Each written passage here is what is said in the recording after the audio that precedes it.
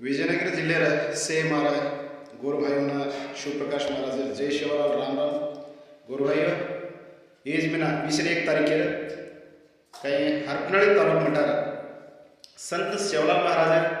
287ನೇ ಜಯಂತ್ಯೋತ್ಸವದ ಅಂಗವಾಗಿ ಹರಪನಳ್ಳಿ ತಾಲೂಕು ಮಠದ ಬೃಹತ್ ಅದ್ದೂರಿ ಶ್ರೀ ಶಿವಲಾಲ್ महाराजರ ಭಾವಚಿತ್ರದೊಂದಿಗೆ घाण आचिती मिरवणूक करायचं आजो महाभोग महाप्रसाद सिलचं येरे सर हरपनळ्ಳಿ तालुक्यात सेज मार तांडेवाळा प्रत्येक तांडेवाळा सिंच गोरभाईनो